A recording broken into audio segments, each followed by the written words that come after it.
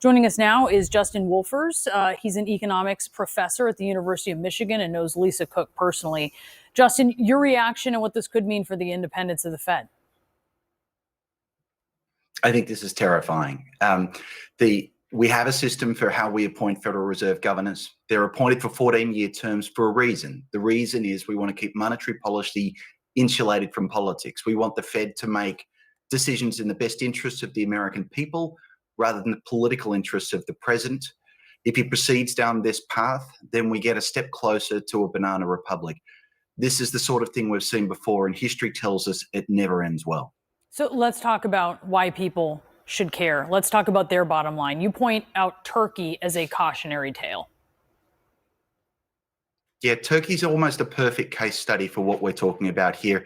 Turkey, much like the United States, elected a populist strongman. There it was Erdogan, here it was Trump 10 years later. Erdogan, like Trump, has a particular love of low interest rates. I don't understand why for Erdogan, but for Trump, it's as a real estate developer, he thinks that low interest rates make the world go round. We're lucky that we've seen this movie before. What happened was that Erdogan appointed a loyalist to head the central bank. He got rid of the economists and got rid of people acting in the best interests of the broader public. He told the loyalist, Erdogan is like Trump. He has a robust confidence in his own worldview, even when it's at odds with those of expert economists. And so he told his people, go ahead and keep interest rates low, even when it doesn't make sense. Trump has been saying the same thing recently. And subsequently, inflation in Turkey got as high as 86%. And last I looked, it was in the high 30s. This has caused immense damage throughout Turkey. And it's exactly the playbook that the president is looking to replicate right now. So Trump wants lower interest rates. We've known that, right? That's the drum that he's been beating since he took office in January. Powell did just signal a rate cut is coming next month. Was this necessary? Could the Fed have already been headed in this direction? So what Trump wants and what the Fed is doing are, in fact, very different. Trump has asked the Fed to reduce interest rates all the way down to 1%, which is the sort of thing you would do if you felt that the economy was collapsing into a terrible recession, a financial crisis or something, but not the sort of thing you do in ordinary times. Look, here's the irony.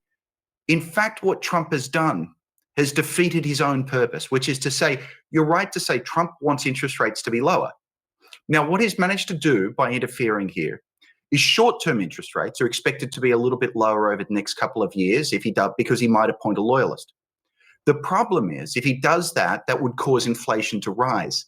As a result, literally, he's caused long-term interest rates to rise. Guess what matters for the state of the economy? If you're building a factory or investing in real estate, it's long-term interest rates.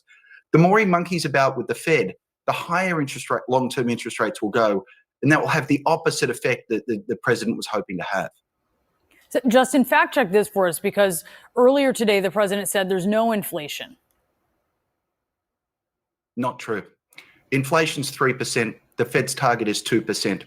Inflation was as high as 9% during the pandemic, and one of the great achievements of the Powell Fed is that they managed to get inflation down without causing a recession, which everyone said wasn't possible.